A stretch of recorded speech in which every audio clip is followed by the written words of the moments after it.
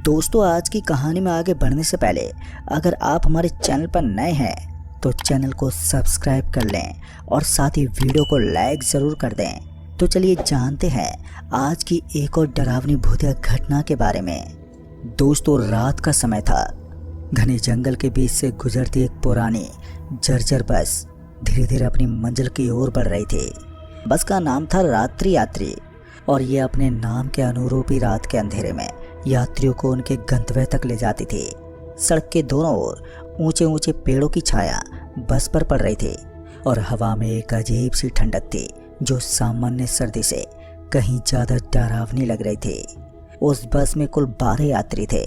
Driver Satish एक अधेड़ उम्र का व्यक्ति था जिसके चेहरे पर थकान और अनुभव की लकीरें साफ दिखाई दे रही थी। उसका सहायक छोटू एक दुबला पतला लड़का था जो हर कुछ मिनटों में अपनी सीट पर इधर उधर हिल रहा था, मानो उसे किसी अनजान खतरे का अंदेशा हो रहा हो। बाकी यात्रियों में एक बुजुर्ग दंपत्ति, एक नवविवाहित जोड़ा, एक कॉलेज का छात्र, 2 व्यापारी और एक अकेली औरत और 3 अन्य लोग थे जो आपस में अनजान थे। लेकिन इन सब के बीच एक यात्री ऐसा था जिसने सभी का ध्यान अपनी ओर खींच रखा था। वो थी शालिनी, एक किन्नर। उसने लाल रंग की साड़ी पहनी हुई थी जिसके किनारों पर सुनहरी जरी चमक रही थी। उसके लंबे बाल खुले हुए थे और उसके चेहरे पर एक रहस्यमय मुस्कान थी। उसकी आंखें जो गहरी और पैनी थी, हर किसी को देखकर जैसे उसकी आत्मा तक उतर जाना चाह रही हो। वो बस के पीछे की सीट पर बिल्कुल चुपचाप बैठी हुई थी, अपने हाथ में एक छोटा सा आईना लिए जिसमें वो बार बार खुद को निहार रही थी। उसकी मौजूदगी से कुछ यात्री असहज थे, लेकिन कोई कुछ भी कहने की हिम्मत नहीं जुटा पा रहा था। इधर रात गहराती जा रही थी। घड़ी में भी अब रात के 11 बज चुके थे और बस भी एक सुनसान इलाके से उस वक्त गुजर रही थी जहां दूर दूर तक कोई बस्ती तक नहीं थी।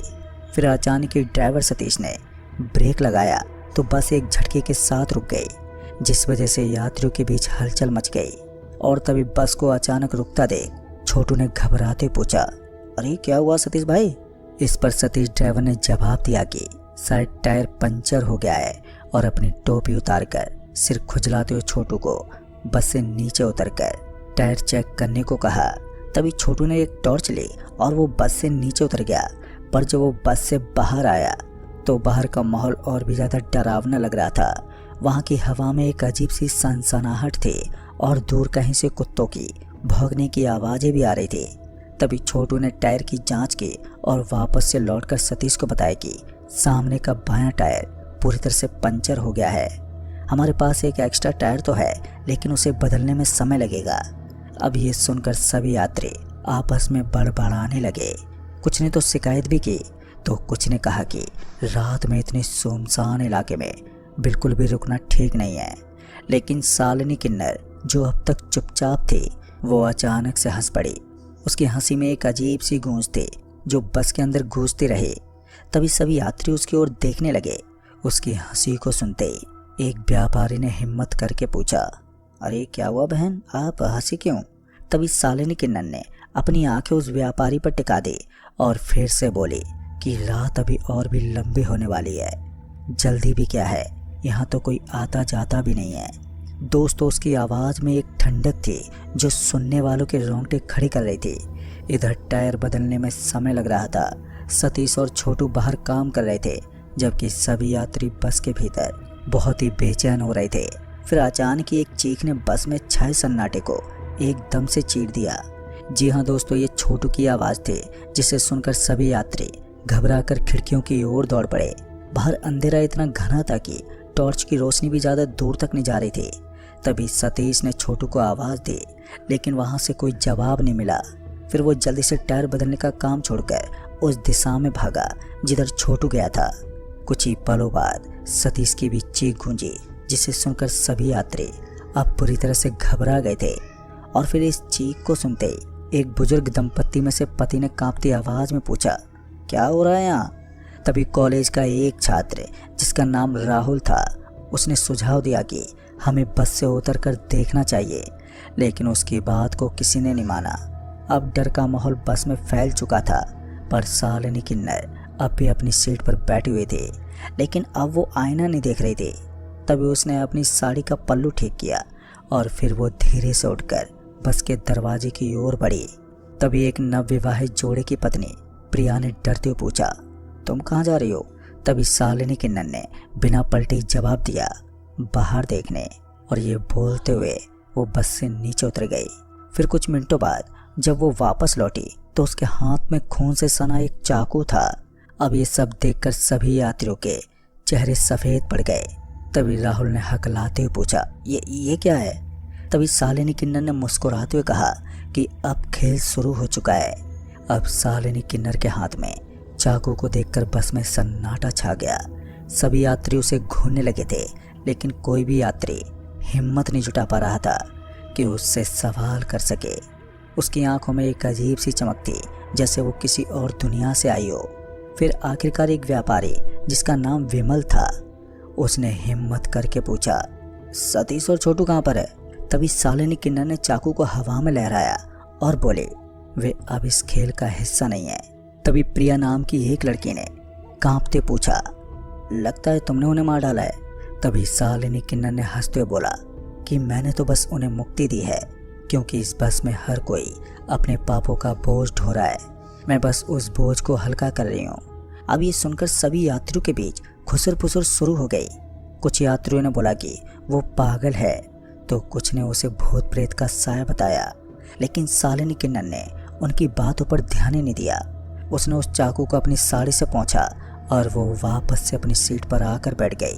तभी राहुल ने धीरे से अपने बगल में बैठे व्यापारी संजय से पूछा कि भाई अब क्या करें?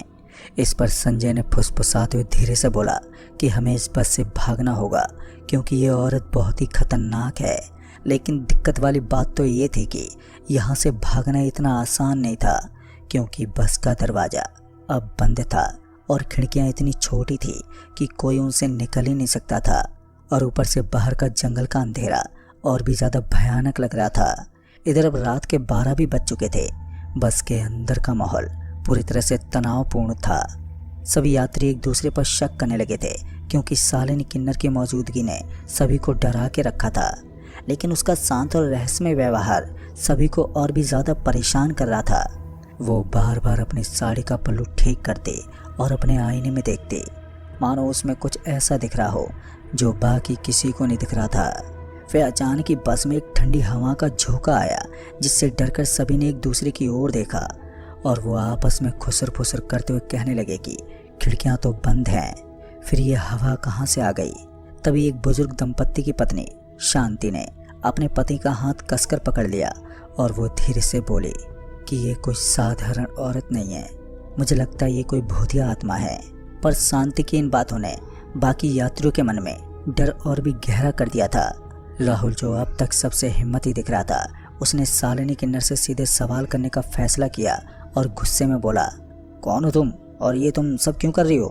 तभी शालिनी किन्नर ने अपनी आंखें उठाकर राहुल की ओर देखा तो उसकी मुस्कान अब और भी गहरी हो गई थी। और इसी गहरी मुस्कान के साथ उस किन्नर ने धीमी आवाज़ में कहा कि मैं शालिनी हूँ और मैं यहाँ इसलिए हूँ क्योंकि इस बस में हर कोई अपने पापों का हिसाब देने के लिए आया है। इस पर विमल ने तंज कसते हुए कहा, तुम्हें क्या मालूम हमारे पापों के बारे में? तभी एकदम से उस किन्नर ने उस आईने को विमल की ओर किया और कहा, ये आईना सब कुछ दिखाता है। तुमने अपने पार्टनर को धोखा दिया है और तुमने उसकी ज़मीन हड़प ली और उसे आत्महत्या के लिए मजबूर किया था। अब ये सुनते विमल का चेहरा सफ़ेद पड़ गया और वो घबराते बोला, तुम्हें ये कैसे मालूम? पर शालिनी किन्नर ने जवाब नहीं दिया और उसने उस आईने को प्रिया की तरफ कर दिया। और फिर उस किन्नर ने जो बताया तो उसे सुनकर तो प्रिया की हवा ही निकल गई। दरअसल उस किन्नर ने कहा कि प्रिया, तुमने अपने पति को सिर्फ इसलिए चुना क्योंकि तुम्हें उसका पैसा चाहिए था। तुम्हारा दिल तो किसी और के लिए धड़कता है।